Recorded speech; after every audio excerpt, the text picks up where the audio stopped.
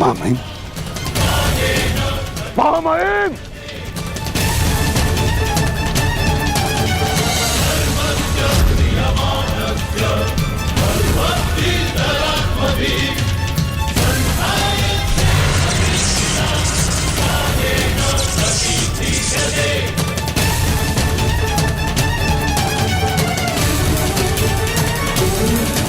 महामहिम, आप ठीक तो है? महामहिम के शिविर में अग्नि लगाने का दुस्साहस किसने किया? उत्तर दो। एक विश्वासघाती को यही दंड मिलना चाहिए, यही।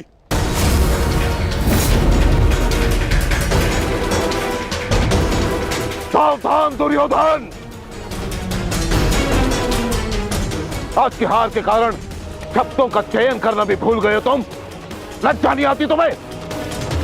नहीं आचार्य, मैंने सर्वथा उचित शब्दों का ही चयन किया है। आज जो कुछ भी हुआ वो इनके कारण हुआ है। इनके पांडवों के प्रति प्रेम भाव के कारण ही आज वृषसेन वीर गति को प्राप्त हो गया।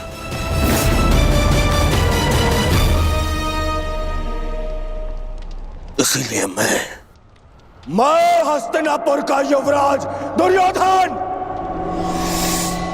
आज अभी और इसी क्षण से आपको कौरव सेना के सेनापतित्व से मुक्त करता हूं। जाइए, चले जाइए वापस हस्तिनापुर और जाकर विश्राम करिए वहां।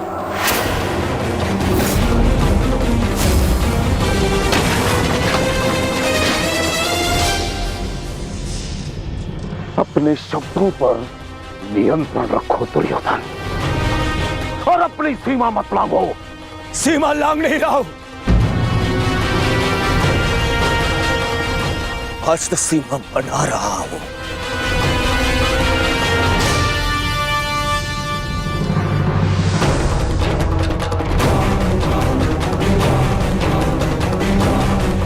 इस समय मैं ऐसे व्यक्ति के सामने खड़ा हूं जो हमसे अधिक हमारे शत्रुओं के पक्ष में है, जिनके मौन रहने के कारण ही मेरे मित्र ने अपना पुत्र और मैंने अपना रक्षक खो दिया। हस्तिनापुर के युवराज की सांसें चलती रहे तो उसने अपनी सांसें खो दी। वृषसेन की मृत्यु का दुख जितना तुम्हें है उतना हमें है, हम सबको है। पर इसका अर्थ ये नहीं कि तुम महामहिम के साथ दुर्व्यवहार करो, जो मैं तुम्हें कदापि करने नहीं दूंगा। बस गुरुदेव, यदि आप भी पितामह के साथ विदा लेना चाहते हैं तो आप भी जा सकते हैं। आपको ससम्मान विदा करेगा यह दुर्योधन।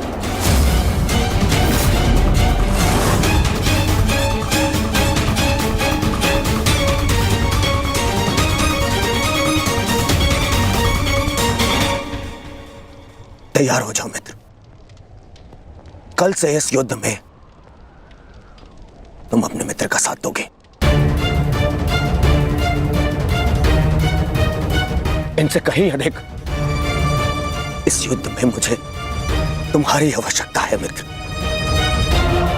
दो सहोदर एक दूसरे का रखना भाई, ये उत्तरदायित्व आपको ही लेना होगा ताजश्री।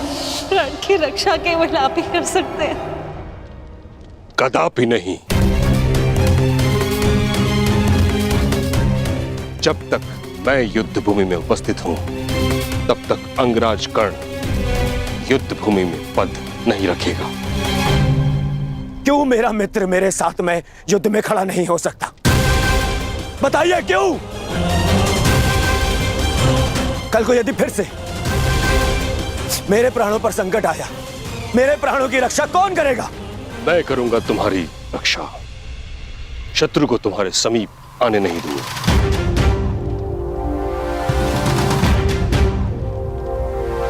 कल सूर्य की पहली किरण के साथ तुम ही नहीं अपितु समस्त पांडव भीष्म पितामह का वह रूप देखेंगे जिसकी किसी ने कल्पना भी नहीं की हो।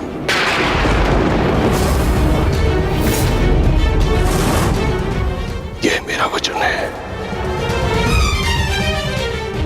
अर्जुन हो या युधिष्ठिर, कृष्ण हो या भीम, गंगा पुत्र भीष्म के प्रताप के आगे झुकेंगे। यह मेरा वचन है।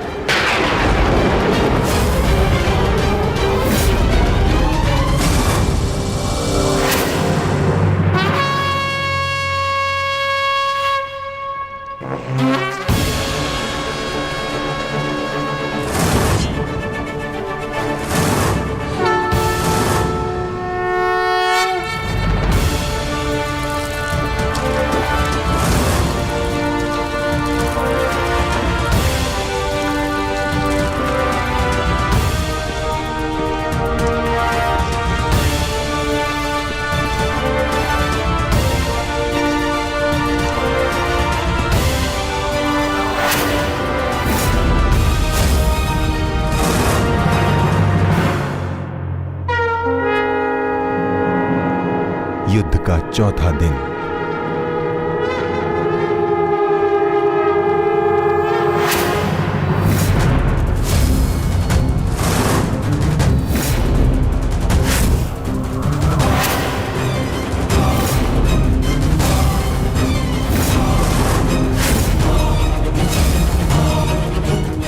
पितामह, देव की रचना कीजिए। मुझे अपने प्राण का विश्वास दिलाइए पितामह। बस दुर्योधन, अन्य कोई व्यूह नहीं। चलो सारथी।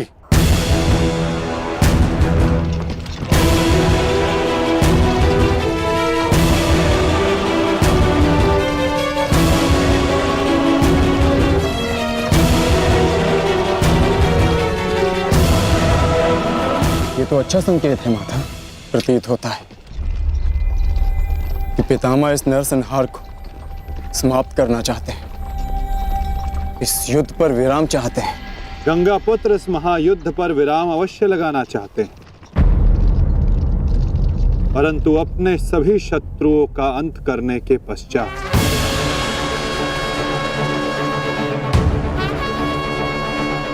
आक्रमण करो पांडुपुत्रों, और यदि सामर्थ्य हो तो जीवित रहो।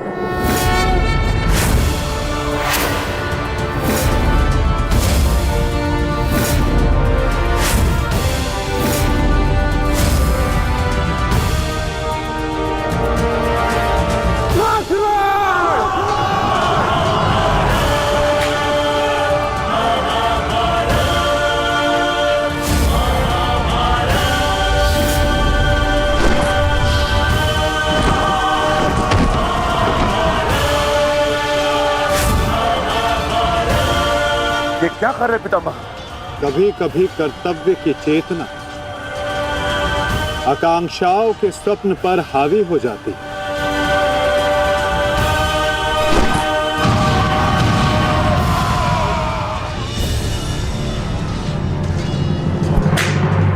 यह मेरी अंतिम चेतावनी है पांडुपुत्रों, और तुम्हारे पास ये अंतिम अवसर है। समर्पण करो, अन्यथा परिणाम के लिए प्रस्तुत रहो।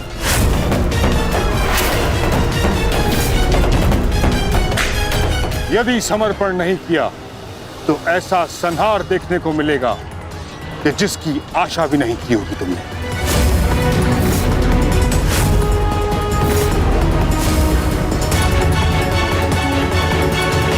किस बात का समर्पण पितामह? किस बात का समर्पण? आप भली भांति जानते हैं कि इस युद्ध के अलावा हमारे पास और कोई विकल्प नहीं, और यही युद्ध हमें हमारा अधिकार और न्याय दिलाएगा। तो ठीक है, अपने इस निर्णय का परिणाम भुगतने के लिए तत्पर हो जाओ।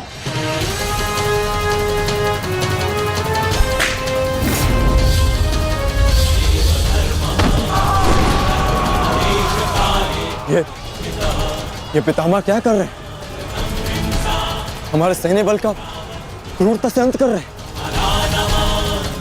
अर्जुन, तुम्हें पितामह को रोकना होगा, क्योंकि हम सभी में केवल और केवल तुम ही इसमें सक्षम हो।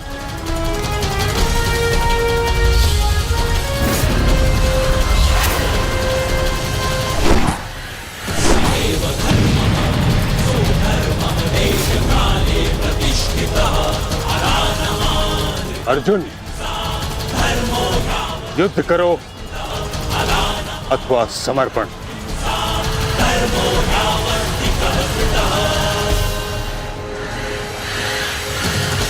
तुम्हारे मौन ने मुझे उत्तर दे दिया।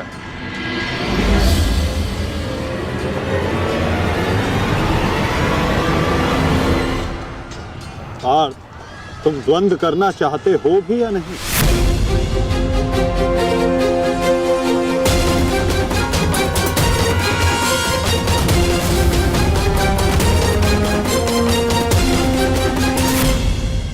तुम्हारे मौन ने मुझे उत्तर दे दिया।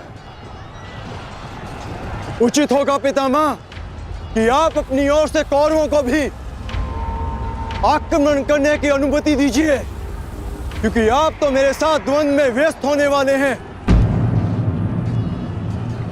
मेरी ओर से लड़ रहे योद्धाओं का अपमान मत कीजिए पितामह। ठीक है अर्जुन,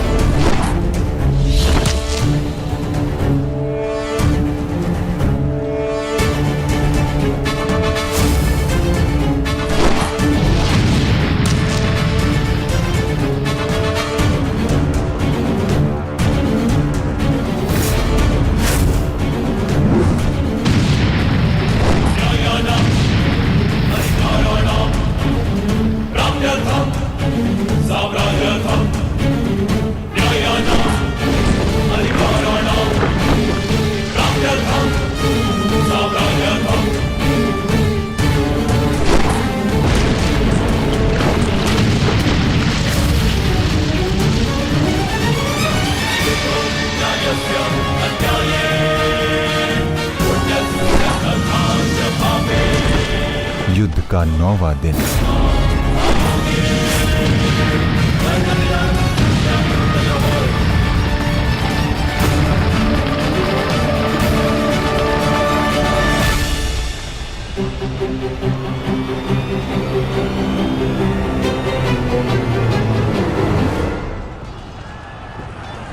माधव, ये पितामह तो भ्राता युधिष्ठिर की ओर अपना रथ लेकर जा रहे हैं।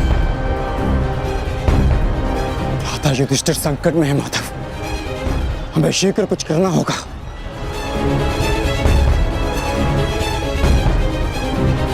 तुम भली भांति जानते हो युधिष्ठिर कि तुम मुझसे द्वंद्व करने में सक्षम नहीं हो।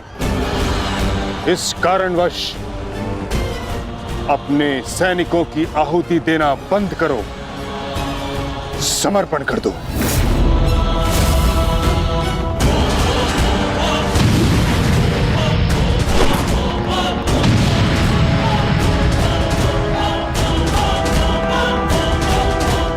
अद्भुत पितामह,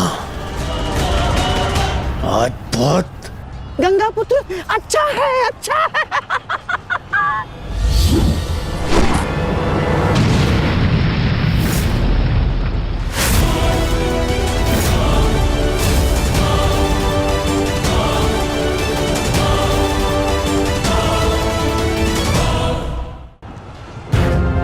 मेरे मार्ग से हट जाओ।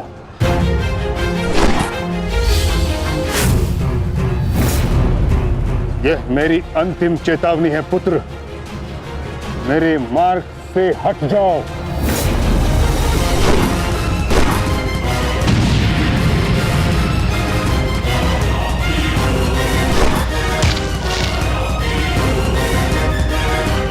समर्पण करो।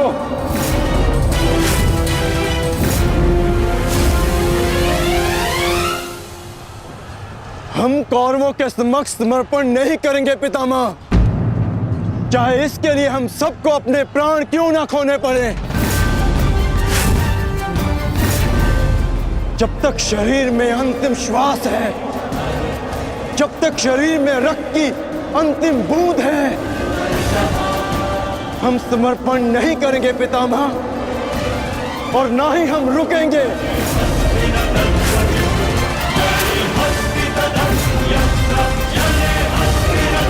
ठीक है अर्जुन, यदि तुम्हारा निर्णय यही है तो मेरा उत्तर भी जान लो।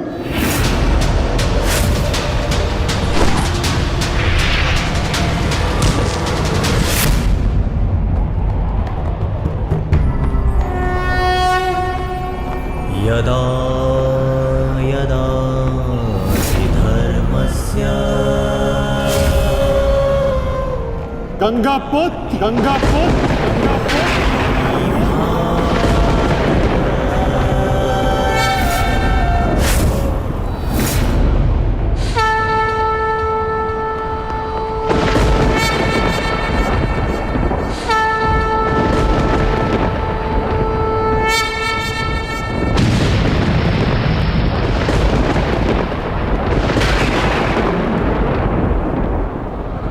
मेरे शस्त्र ना उठाने के दिए गए वचन को मेरी दुर्बलता मत समझना।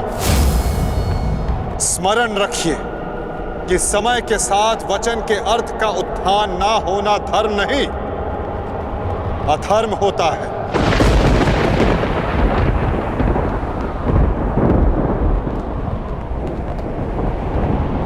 मैं केवल अपने कर्तव्य का पालन कर रहा हूं वासुदेव, और ऐसा करने से मुझे कोई नहीं रोक सकता। कोई भी नहीं।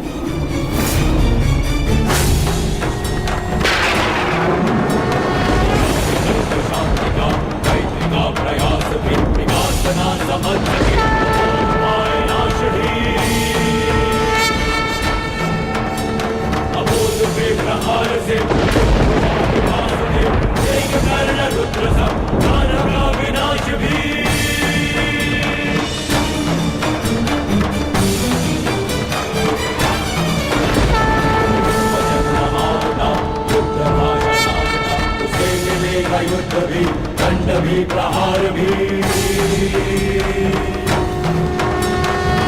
कटेगा पाप का, नाश होगा नीच का, दमन करेंगे वासुदेव उसका अहंकार भी। चक्र के प्रहार से अग्नि कृष्ण की करेगी पाप का दलन। पाप से गति डरा ताहि मां पुकार थी, ईश द्वार का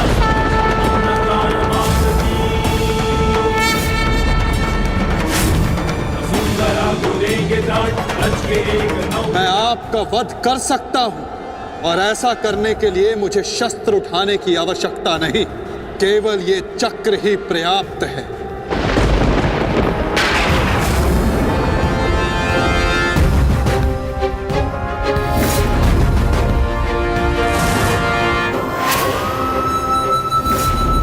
गंगापुत्र देवव्रत, मैं इस समय ना मनुष्य वासुदेव हूं, ना ही मैं यदुवंशी कृष्ण हूं, मैं इस समय केवल गुरु श्रेष्ठ हूं।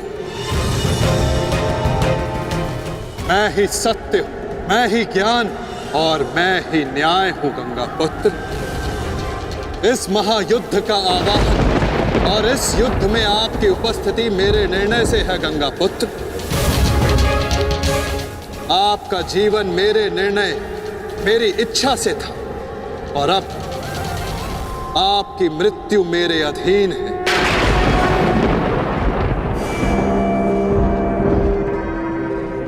मैं पर ब्रह्म हूं, जिस पर कोई बंधन नहीं गंगा पुत्र, ना ही युद्ध के नियमों का और ना ही किसी प्रकार के वचनों का। आपके अंत के लिए शस्त्र ना उठाने की प्रतिज्ञा को तोड़कर मैं आपका वध करूंगा गंगा पुत्र।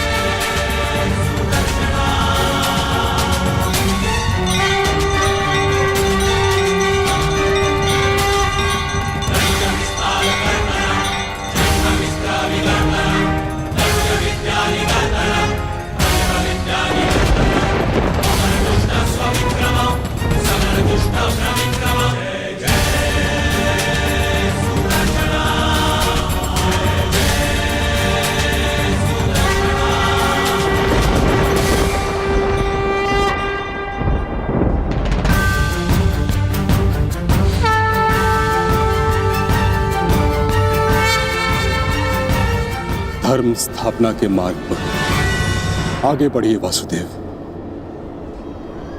अंत कर दीजिए मेरे इस जीवन का।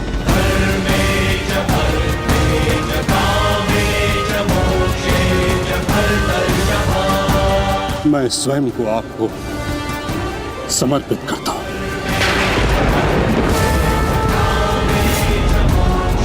क्योंकि ना तो पांडव मेरे प्राण लेने में सक्षम है और ना ही मैं उन्हें मार पाऊंगा। मैंने सदैव धर्म का पालन किया, कभी अधर्म नहीं किया। यदि कोई अधर्म हुआ तो केवल ये कि मैंने आपको प्रतिज्ञा तोड़ने पर विवश किया। यदि आपको ऐसा लगता है कि आपने कोई अधर्म नहीं किया तो यह आपकी सबसे बड़ी भूल है गंगा पुत्र। अवश्य आपने सदैव धर्म का पालन किया गंगा पुत्र, किंतु केवल अपने लिए, अपने वचनों के लिए, और यही आपका सबसे बड़ा अधर्म है। क्योंकि जिसके पास शक्ति हो उसे स्वयं के लिए नहीं, संसार के लिए उत्तरदायी होना चाहिए, और जो आप नहीं हो पाए गंगा पुत्र।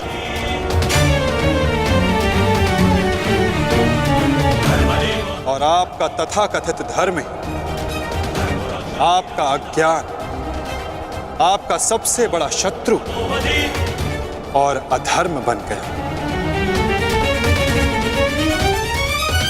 किंतु वासुदेव, मैंने तो सदैव वही किया जो मेरी अंतरात्मा ने कहा।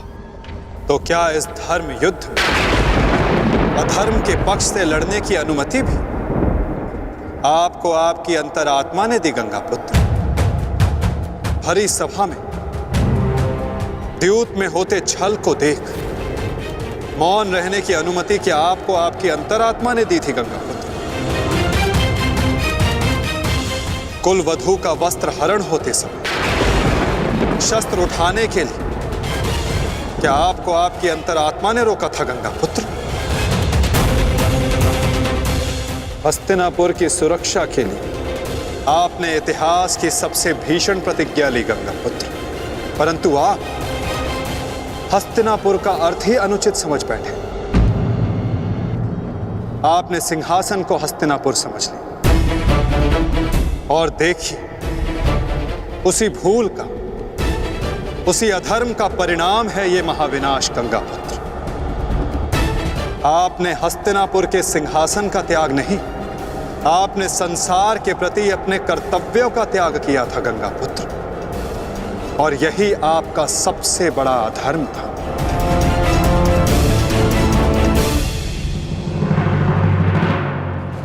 परिवर्तन ही संसार का नियम है गंगा पुत्र, और संसार के कल्याण और उत्थान के लिए ऋतुएं भी स्वयं को परिवर्तित करती हैं। परंतु आपने परिवर्तन को नहीं स्वीकारा। जो स्थिर हो जाए वो मनुष्य नहीं, पाषाण है। और जो अपने विचार को कभी बदले नहीं, वो मानवता का शमशान है गंगा पुत्र।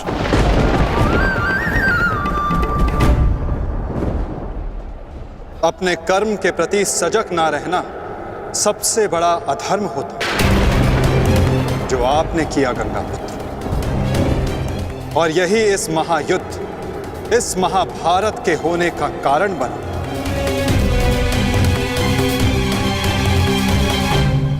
प्रभु, मेरा मार्ग दर्शन कीजिए। आपका कर्तव्य यह है गंगा पुत्र कि आप अपने शस्त्र को त्याग कर अपने जीवन का बलिदान देकर इस अधर्म को रोकें।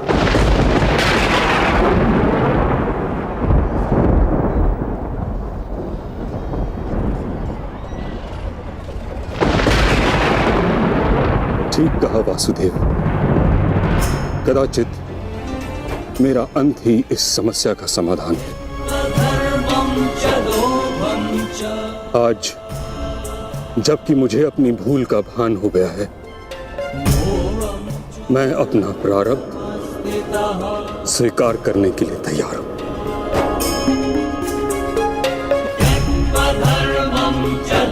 चक्र का संधान कीजिए वासुदेव, और मुझे मृत्यु का सौभाग्य देने की कृपा कीजिए।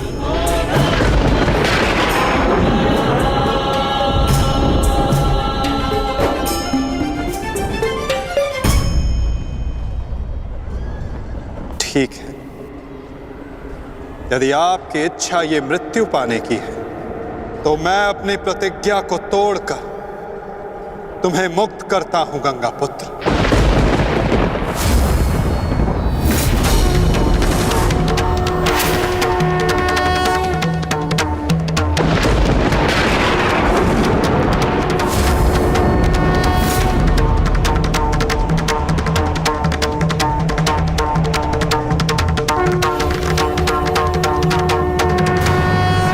नहीं माधव, आपने इस धर्म युद्ध का बीड़ा उठाया है, वचन तोड़कर उसे कलंकित मत कीजिए। मैं नहीं चाहता कि आप पर कोई उंगली उठे।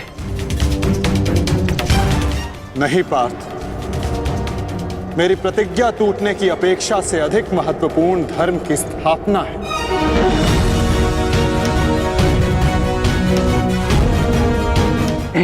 नहीं माधव, नहीं। आपने ही भारभृग को धीर गति दी है माधव, ताकि इस युद्ध से जुड़ी प्रतिज्ञाएं, वचन और प्रारब्ध भंग ना हो सके। तो क्या आप स्वयं इसे तोड़ देंगे?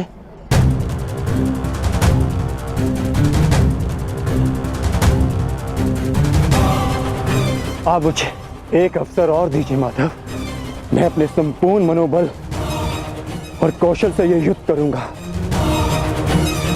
जब तक मेरे शरीर में रक्त की एक बूंद भी बहेगी, मैं अपने मन में भावनाओं को नहीं बहने दूंगा माधव।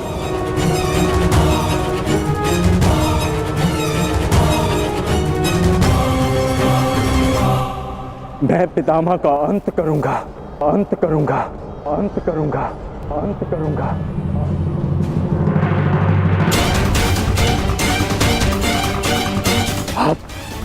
आप ये चक्र छोड़ दीजिए माधव, आप ये चक्र छोड़ दीजिए।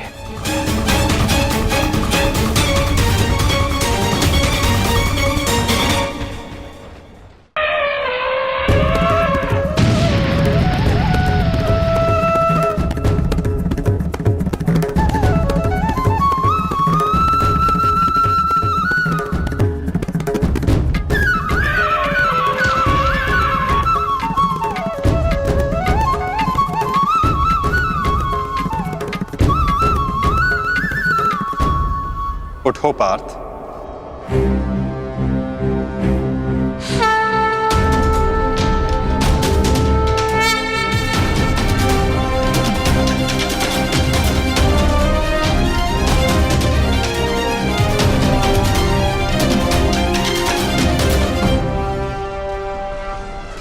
आपके हाथों मोक्ष पाना कदाचित मेरे भाग्य में नहीं वासुदेव।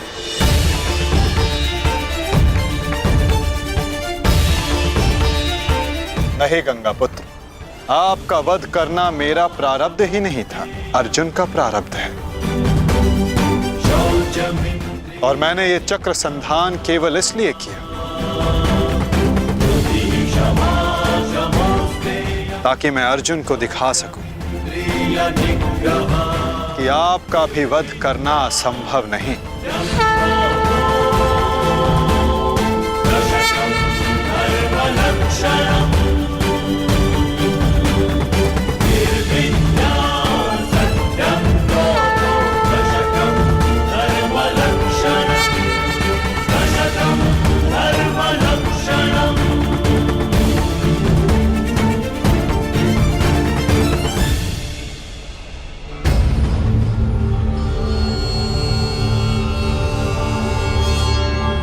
आओ पार्थ।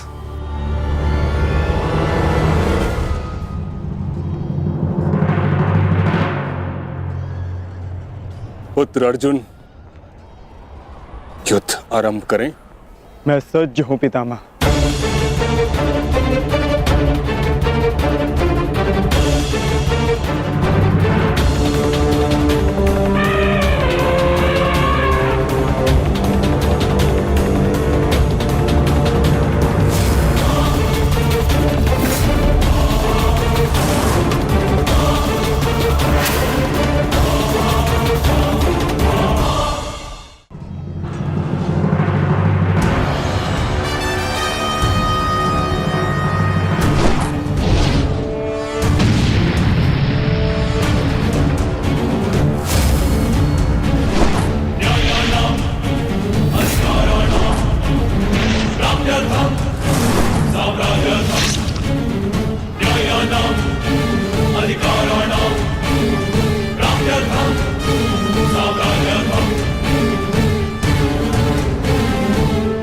अद्भुत पुत्र अर्जुन, कर्म पथ पर तुम्हें भावनाओं से ऊपर उठते हुए देख प्रसन्नता हुई।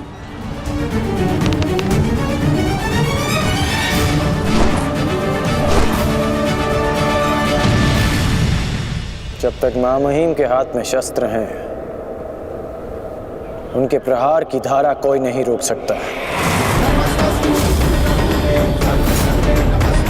और ना ही उन्हें कोई निरस्त्र कर सकता है।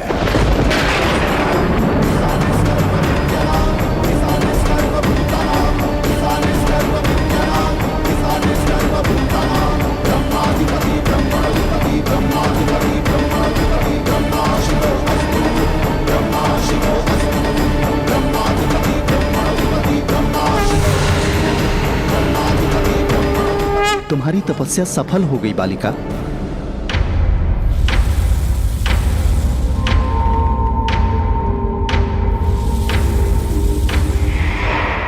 मांगो, क्या मांगना चाहती हो? गंगा पुत्र भीष्म का नाश। किंतु गंगा पुत्र का वध मेरे वश में भी नहीं है शिखंडिनी। परंतु अपने जीवन का अंत तो मेरे वश में है ना। 2 बार मैं अपना जीवन त्याग कर चुकी हूं। इस बार भी मैं फिर जन्म लूंगी और अगले जन्म में भीष्म का अंत करने आऊंगी।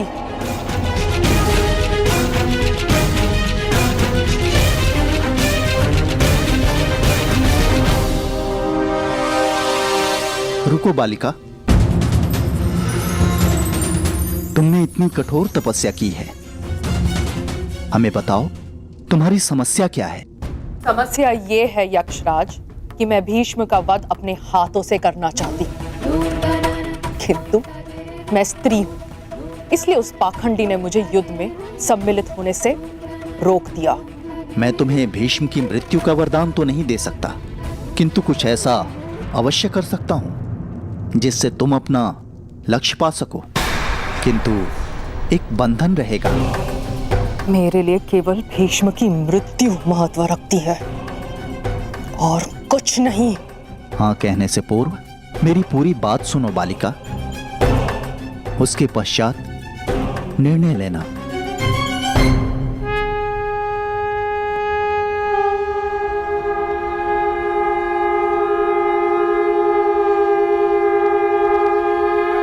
पुत्र अर्जुन, आज तुम कुशलता पूर्वक लड़े, परंतु मेरे वध के लिए यह पर्याप्त नहीं। हाँ, क्योंकि महामहिम के पास तुम सब के नाश के लिए पर्याप्त अस्त्र है धनुर्धारी अर्जुन।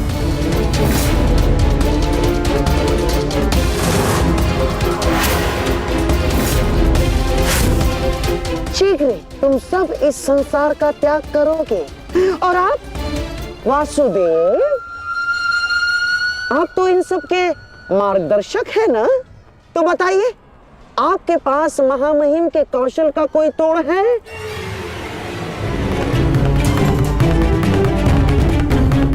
केशव, आप ही तो कहते हैं ना कि कभी कभी भाग्य स्वयं चलकर हमारे पास आता है, किंतु शिखंडिनी अब तक क्यों नहीं आई? उसे इतना समय क्यों लग रहा है केशव?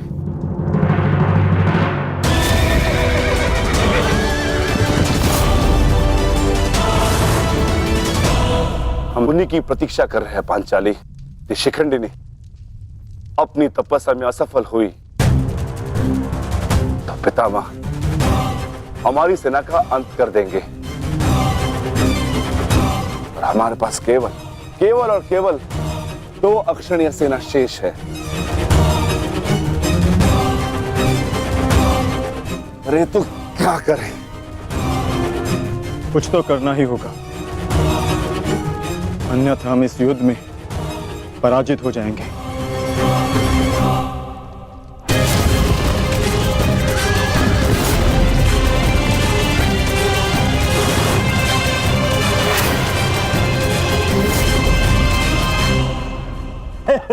विजय हमारी हुई आज फिर से। परंतु सबसे अधिक प्रसन्नता मुझे तब होती है जब वो धनुर्धारी अर्जुन के मुख पर मैं भय देखता हूँ। केवल 2 अक्षुणी सेना शेष बची है उन पांडवों के पास और शीघ्र ही वो 2 अक्षुणी सेना भी समाप्त हो जाएगी। अंत हो जाएगा उनकी सेना का और उन पांडवों का। अवश्य अंत होगा, नाश होगा, क्यों नहीं होगा? परंतु खेद है अंगराज, आप इस युद्ध में लड़ नहीं पाएंगे, क्योंकि महामहिम जिस वेग से पांडवों की सेना को नष्ट कर रहे हैं, उससे तो ऐसा प्रतीत होता है कि ये युद्ध कल ही समाप्त हो जाएगा। गांधार नरेश, युद्ध अभी तक समाप्त नहीं हुआ है। मैंने आप सबसे पहले भी कहा था कि विजय से पूर्व उत्सव मनाना उचित नहीं है।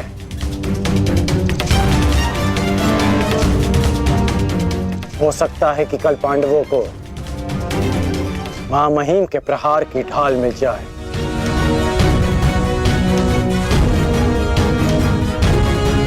इस युद्ध में कुछ भी संभव है।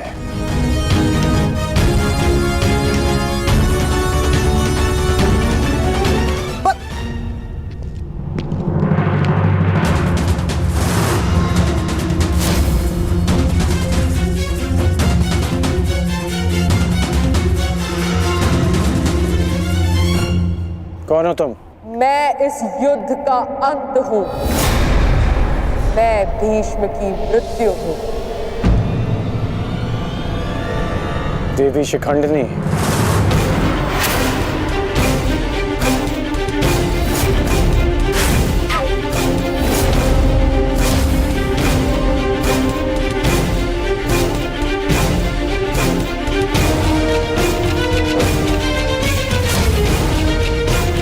देवी देवी नहीं देव, स्त्री नहीं पुरुष, शिखंडनी नहीं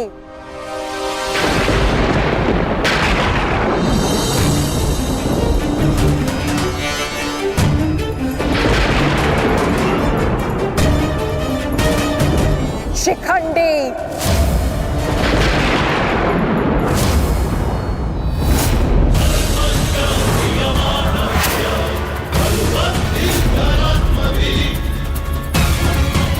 ये मैं हूं और कल मेरे उस वचन की पूर्ति होगी जो मैंने पांचाल युद्ध में तुम्हें दिया था अंगराज। एक दिन ऐसा आएगा अंगराज जब भीष्म मेरे सामने खड़ा होगा और वहां ना तुम उसकी रक्षा कर सकोगे ना तुम्हारा ब्रह्मास्त्र।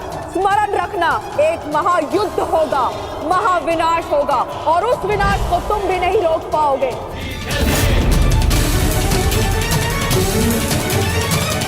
बधाई हो, कल से तुम इस युद्ध में प्रवेश करोगे। कल कुरुक्षेत्र एक योद्धा को विदा करेगा और दूसरे योद्धा का स्वागत।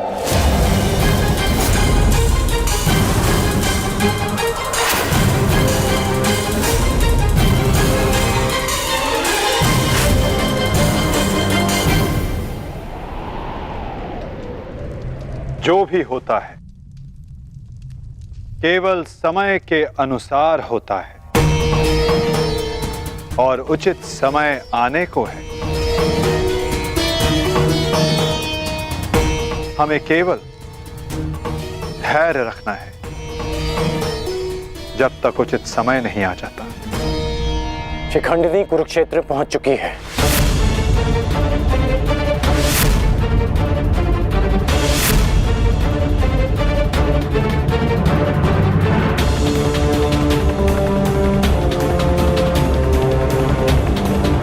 शिखंडिनी के आगमन में आपकी संभावित मृत्यु छिपी है, फिर भी आप मुस्कुरा रहे हैं।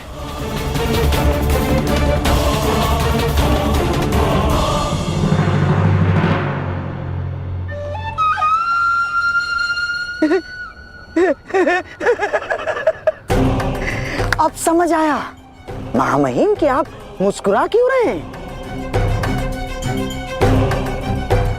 युद्ध के नियमानुसार शिखंडिनी युद्ध में भाग ले ही नहीं सकती क्योंकि वो एक स्त्री है। नहीं,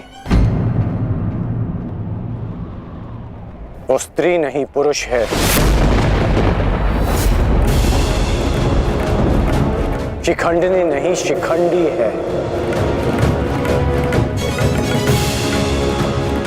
वो स्त्री से पुरुष में परिवर्तित हो चुकी है और कल वो युद्ध में प्रस्तुत होगा और उसका एक ही उद्देश्य है, मां महिम का वध।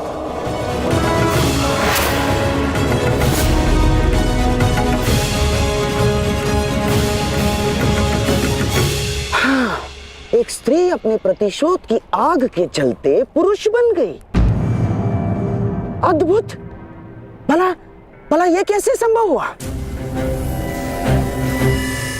कैसे हुआ वो छोड़िए मामाश्री, अब ये बताइए कि करना क्या है।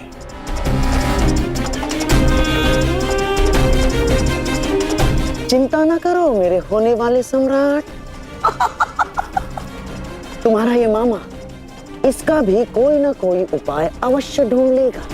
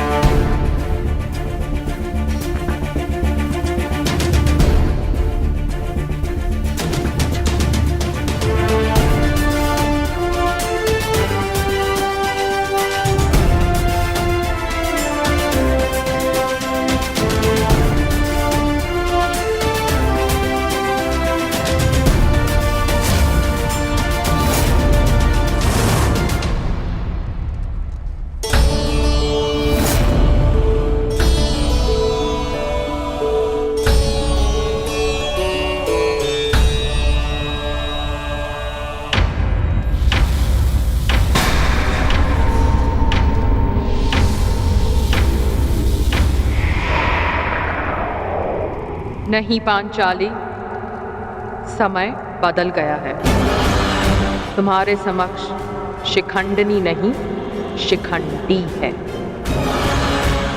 एक पुरुष, एक पुरुष, एक पुरुष।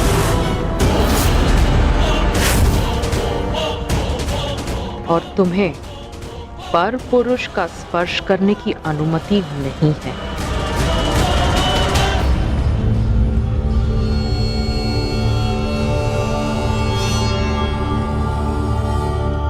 जब हमें सबसे अधिक आपकी आवश्यकता है, आप हमारे समक्ष प्रस्तुत हैं। इसके लिए आपका धन्यवाद। मैं यहाँ अपने आवश्यकता और अपने उद्देश्य के लिए आया हूँ। आवश्यकता मुझे आप सबकी पड़ेगी, क्योंकि भीष्म का अंत निश्चित है।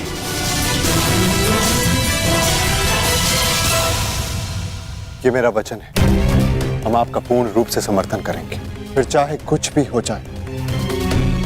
युद्ध भूमि में हम आपके साथ खड़े रहेंगे और अंत तक युद्ध करेंगे। हमें ये कार्य कल ही संपन्न करना होगा, क्योंकि मेरे पास मेरे जीवन का लक्ष्य पूर्ण करने के लिए केवल एक ही दिन है।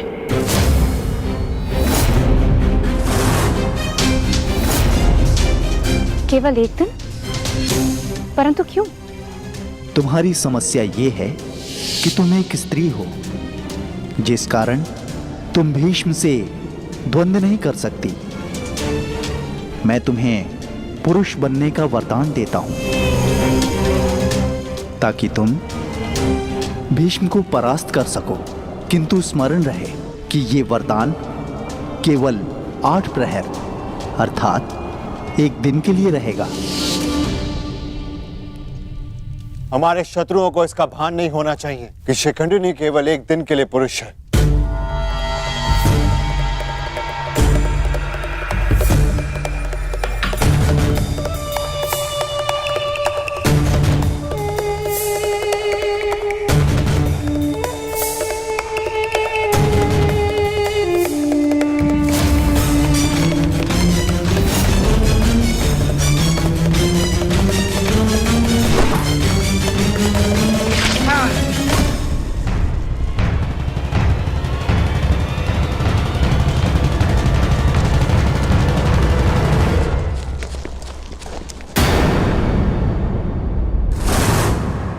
अपने वेश से ये गंधा का निवासी प्रतीत होता है।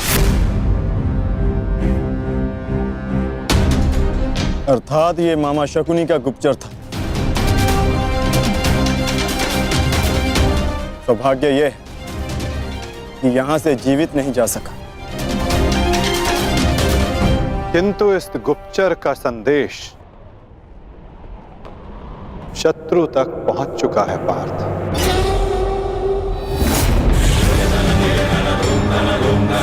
केवल 8 प्रहर, केवल 8। उसके पश्चात ना उस शिखंडी का कोई अस्तित्व रहेगा और ना ही भीष्म पितामह कोई संकट होगा।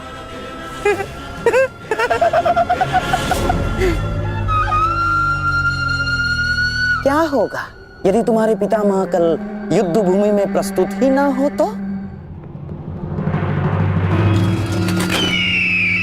उत्तम विचार मामा। मैं एक योद्धा हूं और मृत्यु के भय से छुपूंगा नहीं। या तो वीर गति को प्राप्त हो जाऊंगा या फिर विजय प्राप्त करूंगा। 8 प्रहर तो क्या, 8 क्षण के लिए भी मैं युद्ध से विमुख नहीं रहूंगा। क्षमा कीजिएगा मामही, परंतु वीर होने में और मूर्ख होने में अंतर होता है। जानबूझकर मृत्यु के मुख में जाना क्या उचित है? एक महान योद्धा की भांति आप गौरव और सम्मान की मृत्यु चाहते हैं, परंतु अपनी सेना के प्रति आपके उत्तरदायित्व का क्या? आप भली भांति जानते हैं कि सेना आप पर पूरी तरह निर्भर है। फिर भी मामही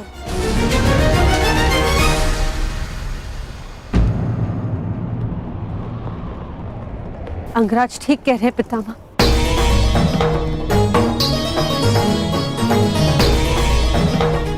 के और हस्तिनापुर के हित में यही श्रेष्ठ होगा। भला आप युद्ध में सम्मिलित ना हो। कुंती, पुत्री, ये जानते हुए भी कि तुम हस्तिनापुर में अपने शत्रुओं से घिरी हुई हो, तुमने यहां रहने का निर्णय क्यों लिया?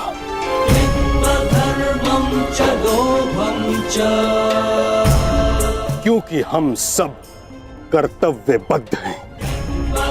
मैं भी अपने कर्तव्य का पालन कर रहा हूं। यह मेरा अंतिम निर्णय है और मुझे ऐसा करने से कोई नहीं रोक सकता।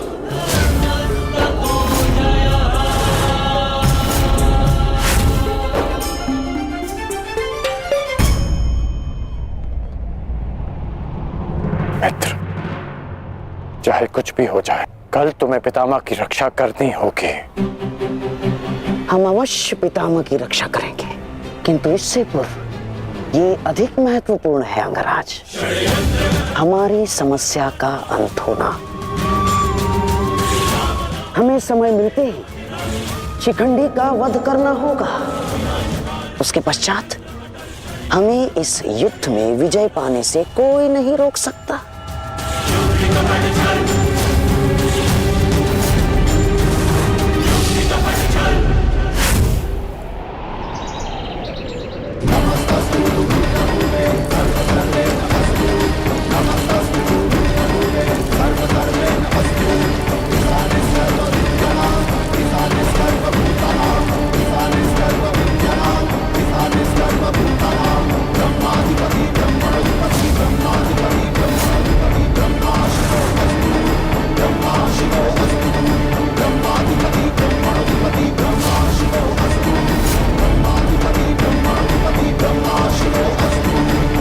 मां महिम, गंगा पुत्र,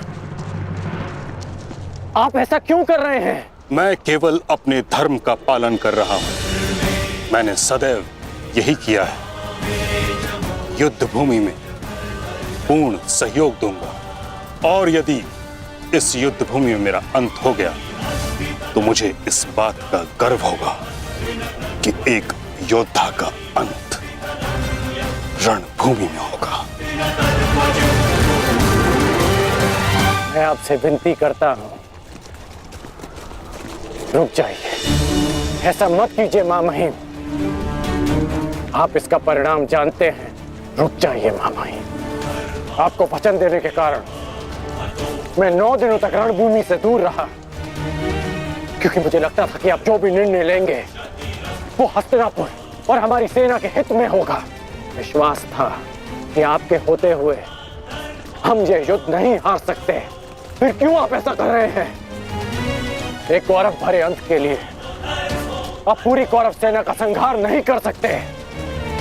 क्या इसलिए आपने सूत पुत्र को युद्ध भूमि से दूर रखा? यदि तुम्हें ऐसा लगता है तो ठीक है। सूत पुत्र कर्ण,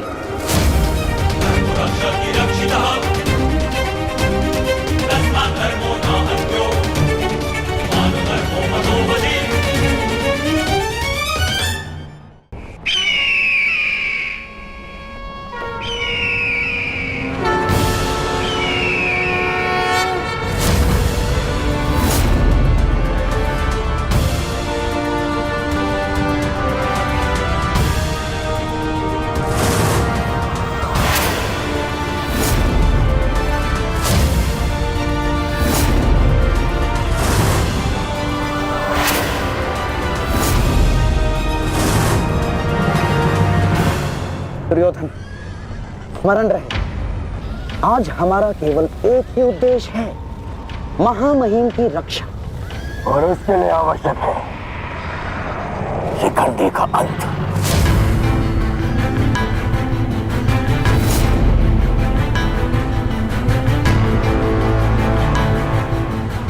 आज मैं शिखंडिनी का कवच बनकर उनकी रक्षा करूंगा। चाहे कुछ भी हो जाए, हमें शिखंडिनी को पितामह तक पहुंचाना ही होगा। स्मरण रखना पार्थ, किसी के जीवन का उद्देश्य पूर्ण करने में उसकी सहायता करने से अधिक पुण्य और आनंद किसी और कार्य में नहीं आता।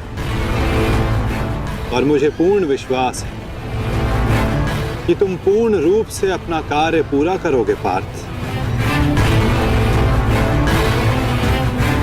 आक्रमण! आक्रमण!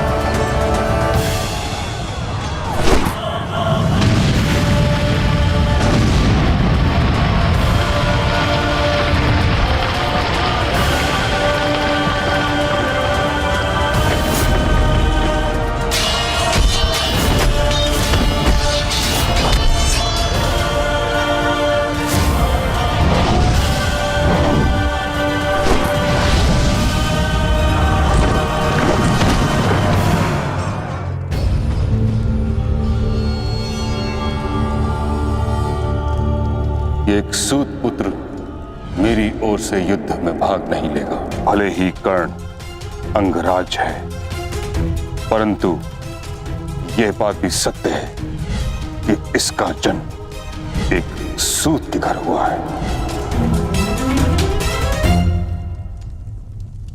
पुत्र,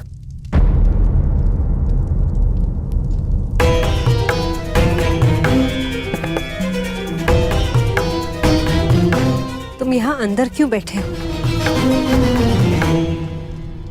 क्योंकि अभी भी मैं महामहिम के आदेश का पालन कर रहा हूँ। एक सूत पुत्र होने का मूल्य चुका रहा हूँ।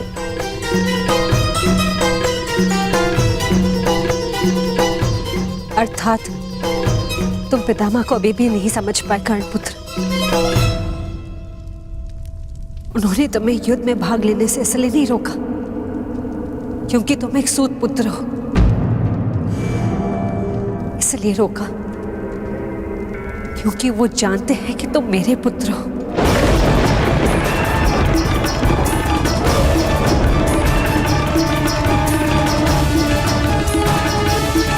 एक भाई एक दूसरे से द्वंद्व ना करें, एक दूसरे का रक्त ना बहे, इसलिए उन्होंने तुम्हें यही रहने का आदेश दिया।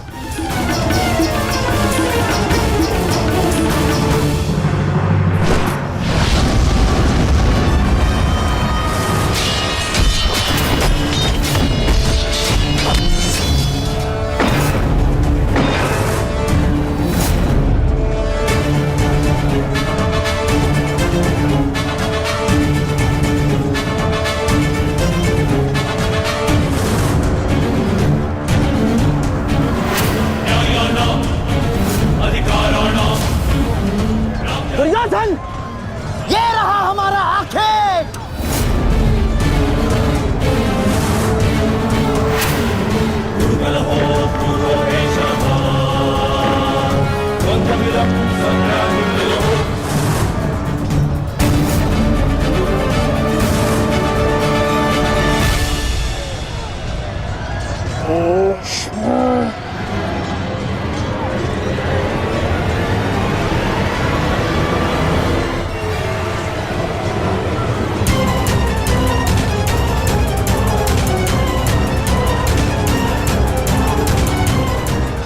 शिखंडी,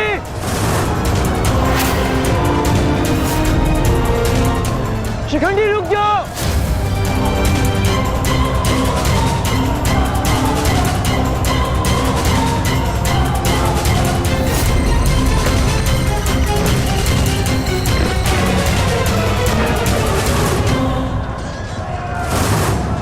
देश, तुम्हारा समय पूर्ण हुआ।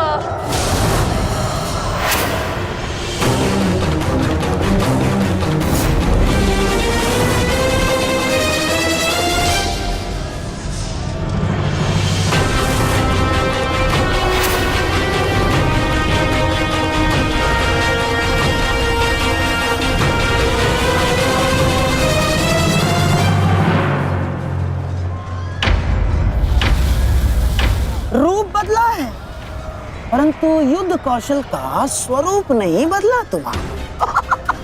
अब देखना यह है कि पुरुष बनकर कुछ पौरुष बचा भी है या नहीं। पुरुष के भांति लड़ सकते हो या नहीं।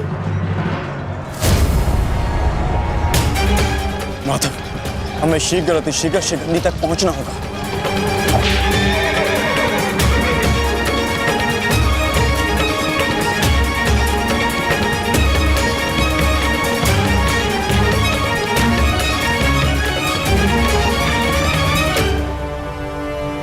इस समय युद्ध भूमि में क्या हो रहा है संजय?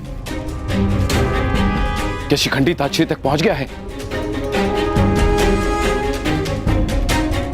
नहीं महाराज, वो अभी तक कौरव महारथियों के मध्य में फंसा हुआ है।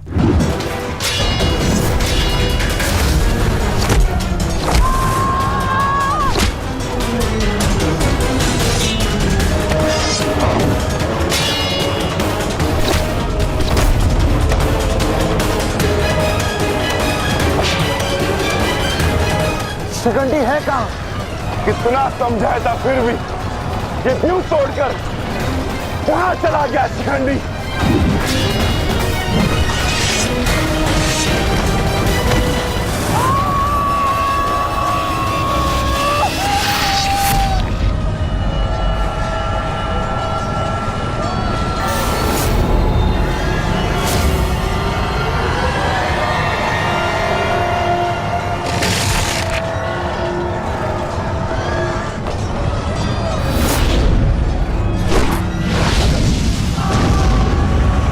हमें शीघ्र अतिशीघ्र पितामह तक पहुंचना होगा।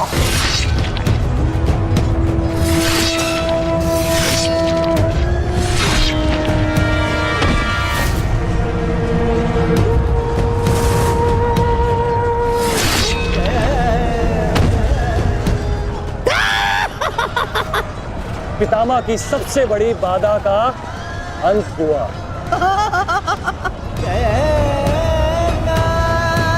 शिखंडी, अब तुम अपना उद्देश्य अगले जन्म में पूर्ण करना।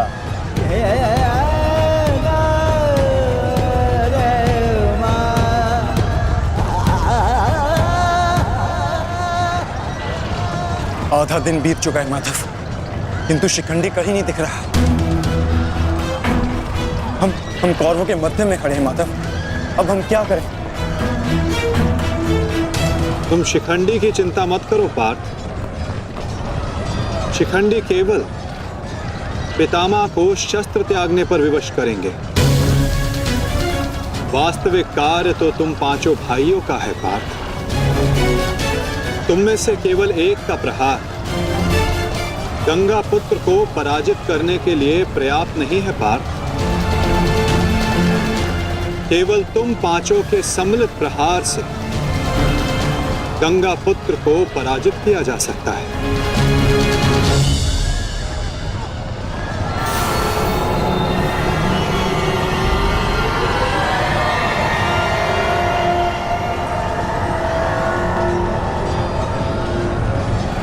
आओ पुत्रों, मैं तुम्हारी ही प्रतीक्षा कर रहा था।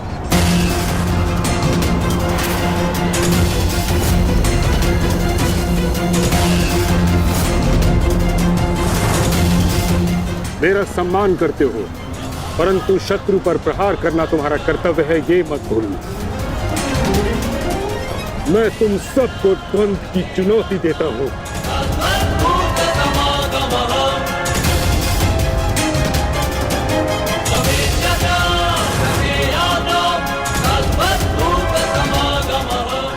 तुम पांचों मिलकर मेरा अंत कर सकते हो।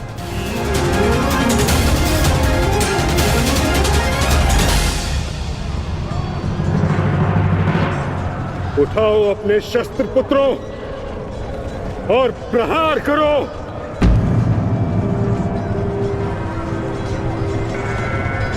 यह तुम्हारे पितामह का आदेश है।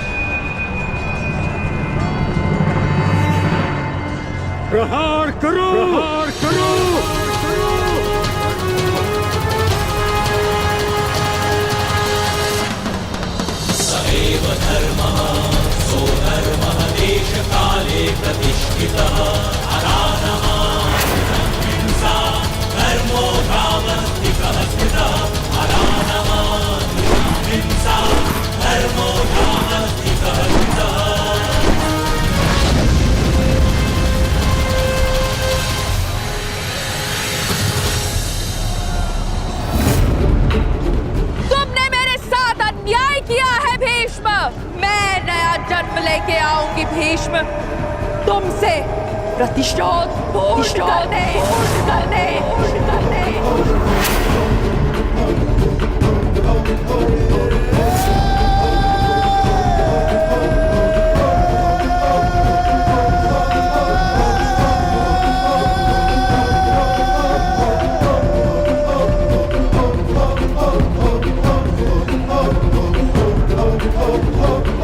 भीष्म की मृत्यु से पहले मैं खुद की मृत्यु को हावी नहीं होने दे सकता। अपने जीवन का उद्देश्य पूर्ण करे बिना मैं इस दुनिया से नहीं जा सकता। भीष्म काल निश्चित है।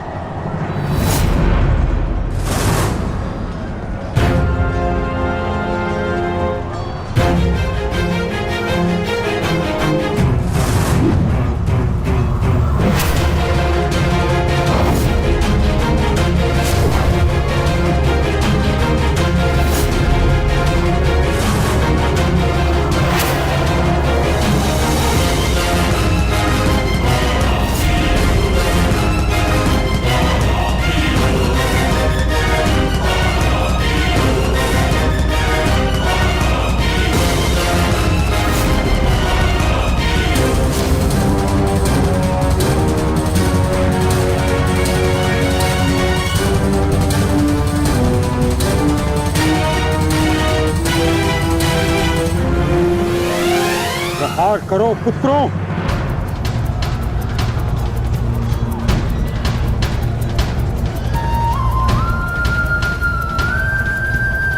भीम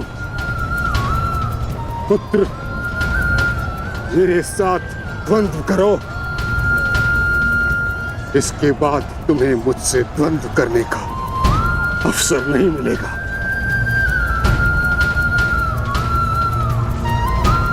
स्वयं को महायोद्धा सिद्ध करो। मैं उन पे प्रहार कैसे कर सकता हूं जिन्होंने सदैव मुझे सीख दी है? नहीं पितामह, ऐसा कदापि नहीं कर सकता। आज मैं ही तुम्हें धर्म के लिए मुझ पर प्रहार करने की अनुमति देता हूं।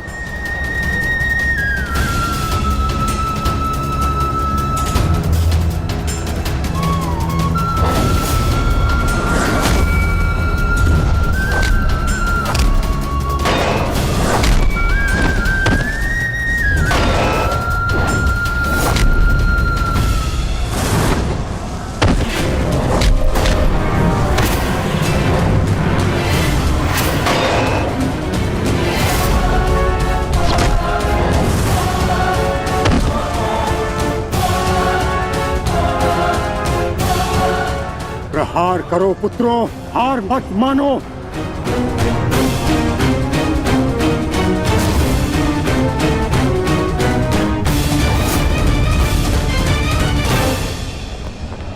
पुत्र अर्जुन, अपना गांडीव उठाओ, प्रहार करो।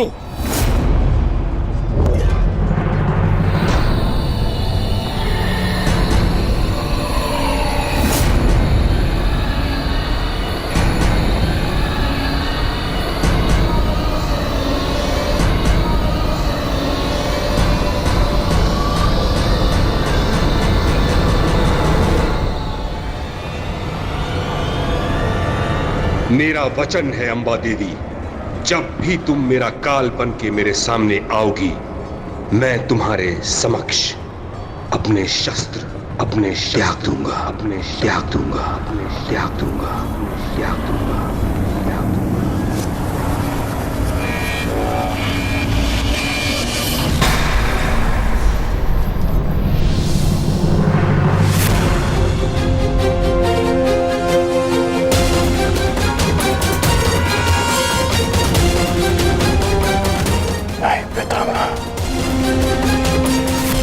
ऐसा नहीं कर सकते।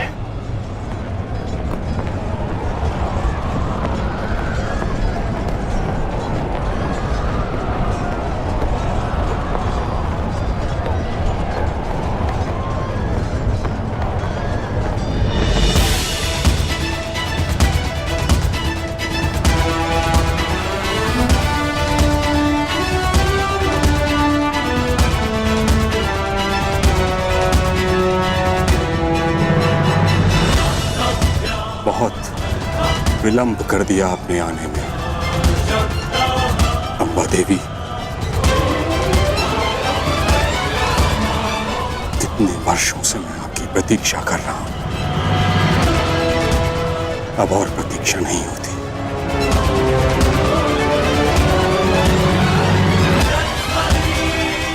मुक्त कर दीजिए मुझे इस जीवन से।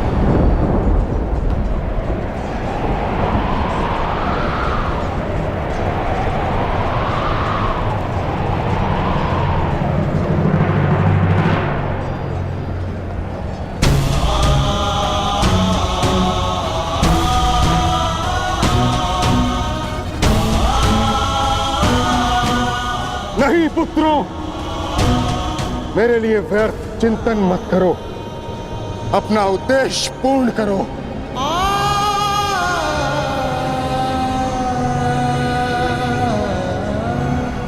कर्म करो, प्रहार करो।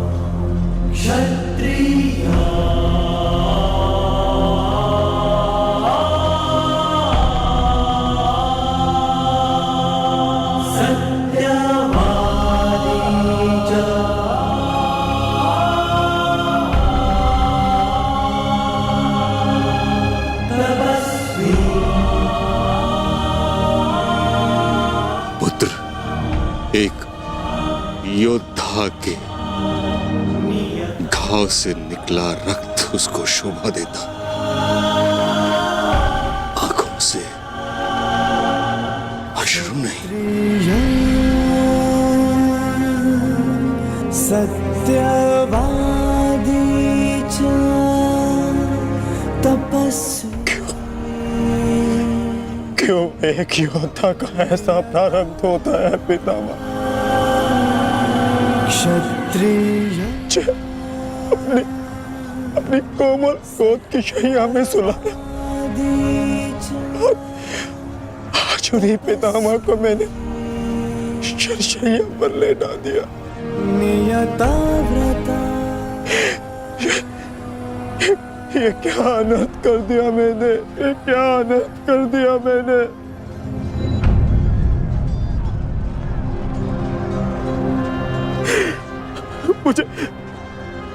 मुझे क्षमा कर दीजिए पितामह, मुझे क्षमा कर दीजिए। कर्तव्य पूर्ण करने पर आंखों में गर्व होना चाहिए पुत्र। होठों पर क्षमा नहीं। तुम सब भावनाओं के बंधन को तोड़ते हुए एक योद्धा का कर्तव्य पूर्ण किया है, और इसके लिए मुझे तुम पर गर्व है पुत्र।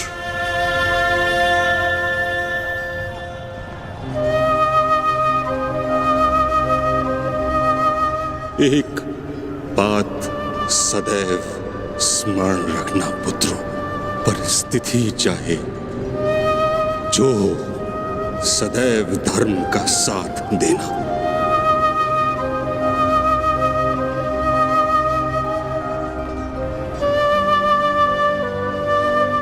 जैसा आज मुझे रोक कर किया है।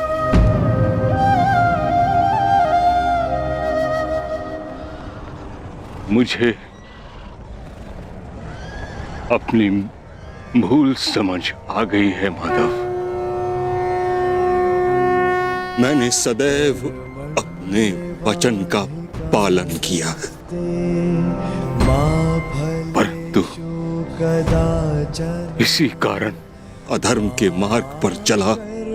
जिस समय समाज को मेरी आवश्यकता थी, उस समय मैंने समाज का त्याग किया, किंतु आपने मुझे मेरी भूल का आभास कराया वासुदेव।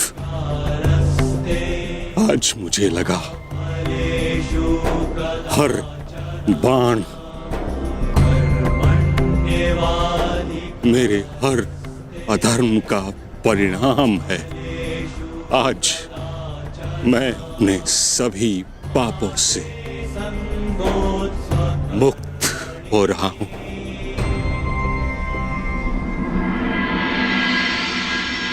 इसके लिए आपका धन्यवाद। आपने अपना कर्तव्य पूर्ण किया गंगापुत्र।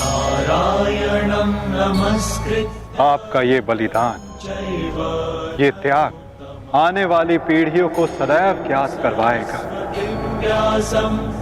कि परिवर्तन ही सृष्टि का नियम है और धर्म से बढ़कर कोई कर्म नहीं। पश्चाताप भरा जीवन जीना अत्यंत कठिन होता है पुत्र। तुम्हारा तो सौभाग्य है, तुम्हारे साथ वासुदेव जैसे मार्गदर्शक हैं।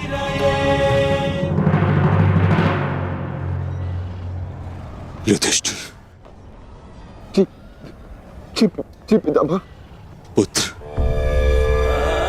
धर्म का पालन करते समय जीवन में कभी कभी कठिन निर्णय लेने पड़ते हैं। धर्म का मार्ग कठिन अवश्य है, परंतु इस पर चलने के पश्चात अंत समय में कभी पश्चाताप नहीं होता।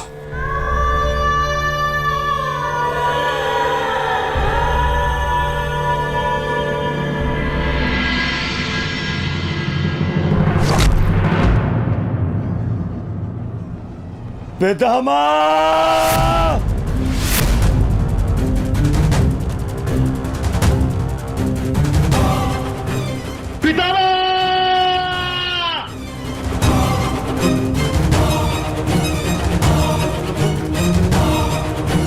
हट जाओ, हट जाओ, हट जाओ, हट जाओ।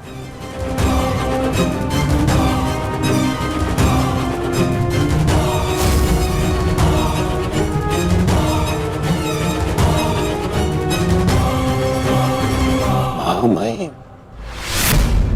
ये क्या किया तुमने?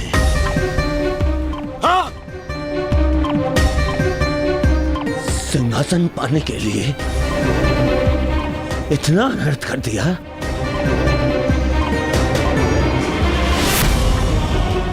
नहीं, मैं प्रतिकार लूंगा, अभी इसी क्षण प्रतिकार लूंगा। दुर्योधन, आज का युद्ध समाप्त हो चुका है। अर्जुन ने वही किया जो उसके स्थान पर तुम करते।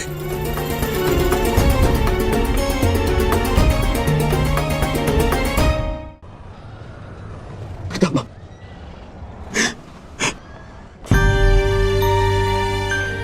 ये क्या हो गया पितामह? ये क्या हो गया? ये पितामह, आपके सिर को कोई संभल नहीं है। आपको कष्ट हो रहा होगा ना? मैं अभी तकियों का प्रबंध करवाता हूं।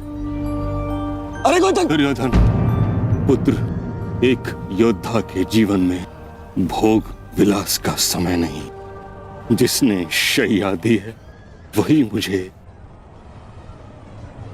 तकिया भी प्रस्तुत करेगा। ऐसा संबल जो एक योद्धा के अनुकूल हो।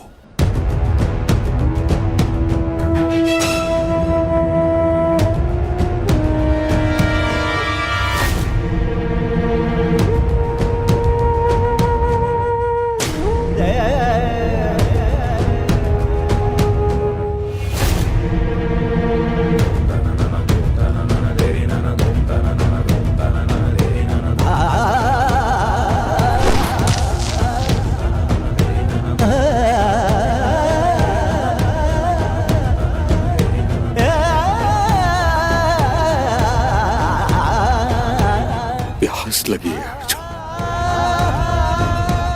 गंगा जल चाहिए।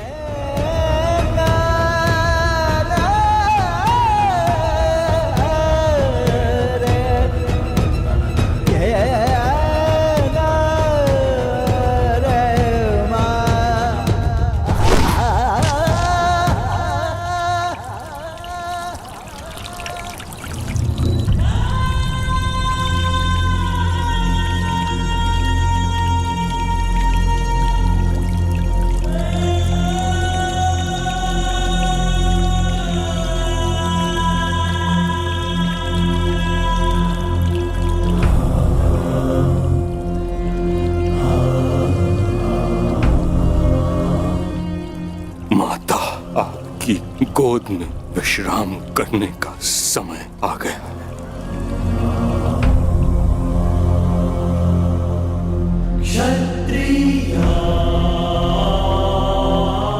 अब तुम्हें यहां से चले जाना चाहिए पुत्रों। यहां रहकर तुम मुझे इस दशा में अधिक समय तक देख नहीं पाओगे। विश्राम करो, कल युद्ध शेष है। आज तुमने अपना एक कर्तव्य पूर्ण किया पुत्रों। क्षत्रिय, किंतु अभी तुम्हारे अनेक कर्तव्य शेष हैं। नियताव्रता,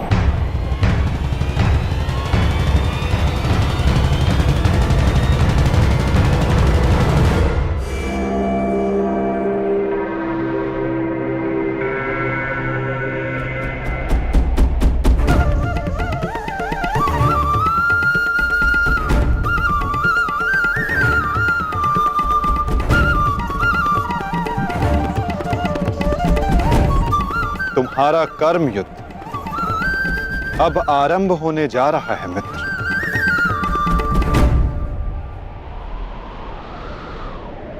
कल तुम युद्ध भूमि में प्रवेश करोगे, परंतु आज भी कोई कुरुक्षेत्र की युद्ध भूमि में है जो तुम्हारी प्रतीक्षा कर रहा है मित्र।